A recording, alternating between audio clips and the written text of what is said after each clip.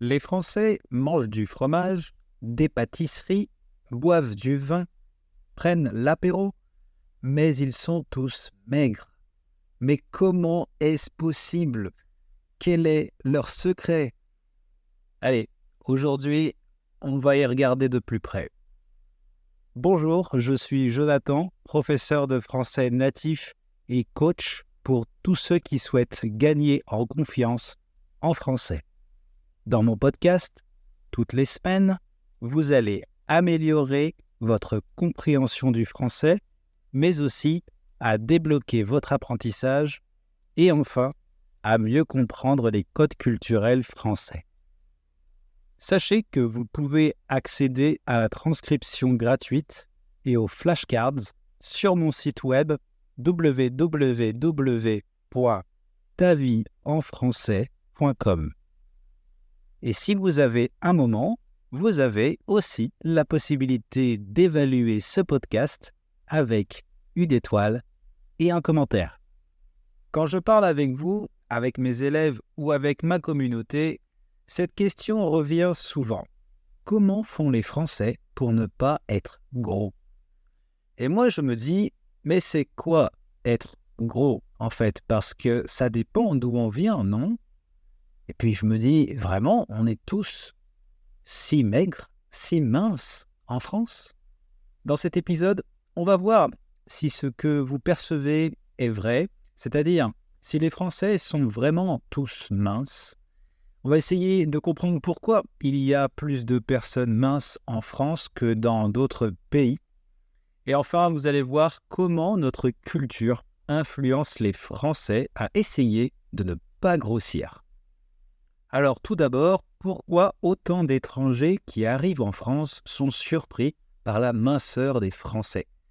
Eh bien, en fait, même si c'est une vraie surprise pour eux au début, eh bien, je pense que c'est souvent lié à la culture de chacun, à ce qu'ils ont vu dans leur pays. En fait, on a tendance à tout de suite comparer systématiquement, et c'est humain de faire ça.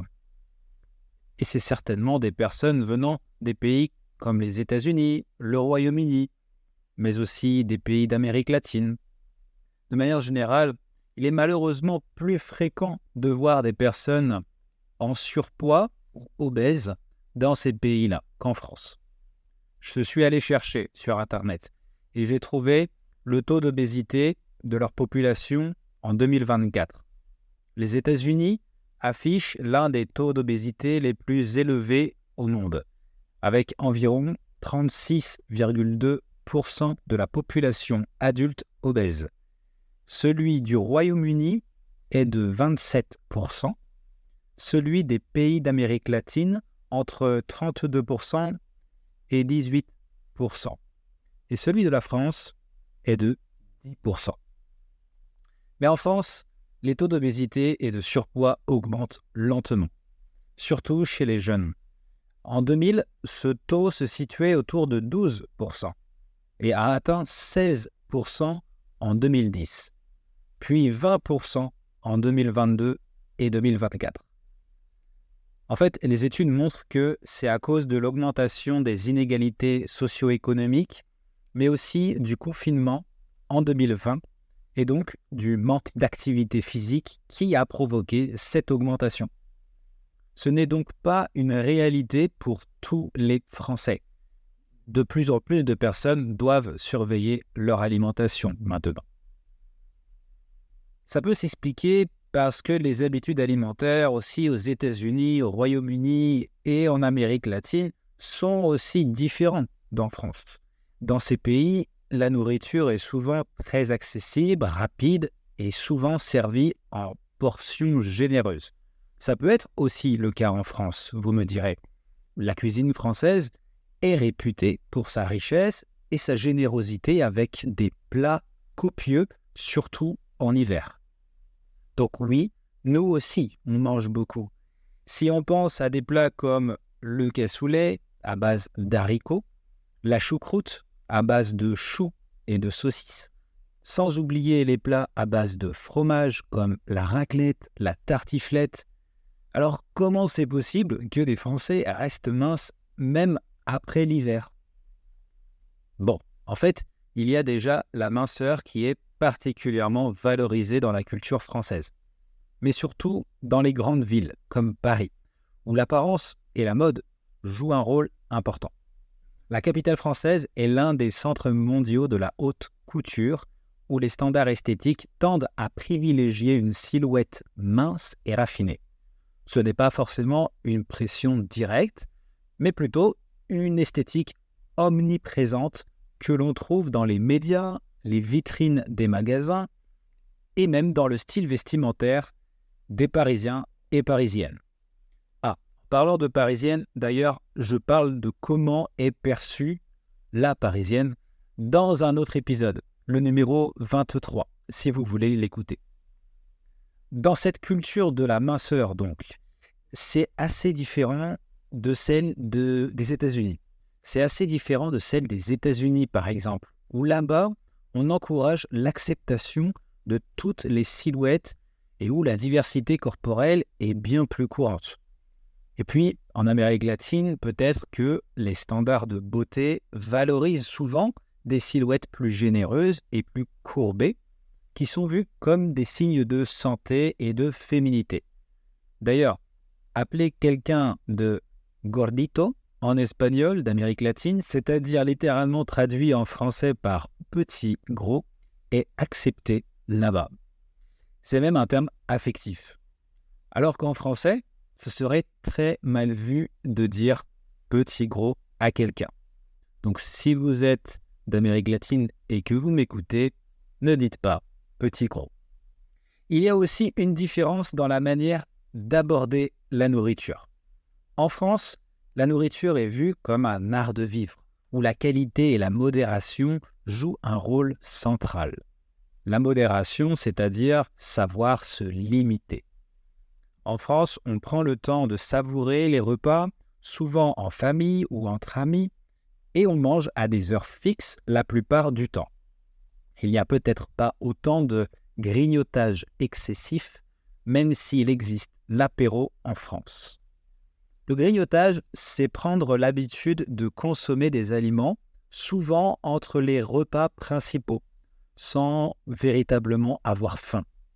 L'apéro, ce n'est pas considéré comme du grignotage, mais plutôt pour ouvrir l'appétit.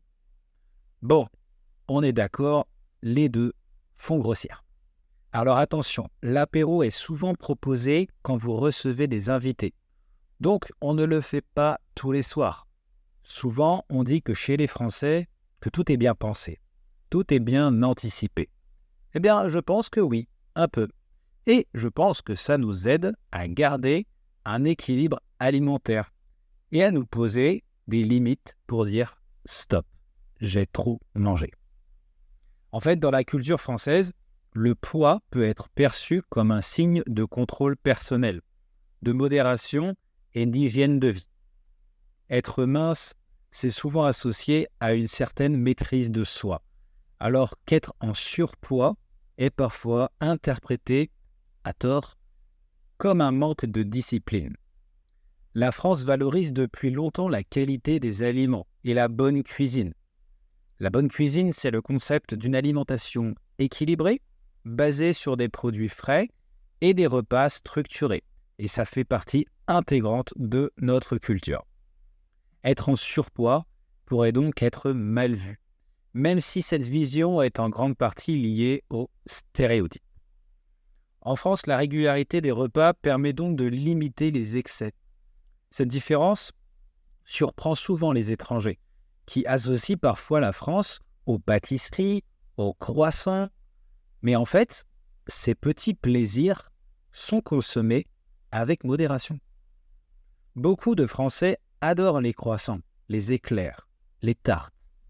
Mais ils n'en mangent pas tous les jours.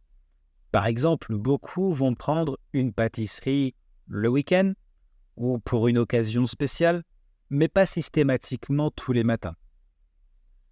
Une des raisons pour lesquelles les Français arrivent souvent à garder la ligne, c'est leur façon de manger.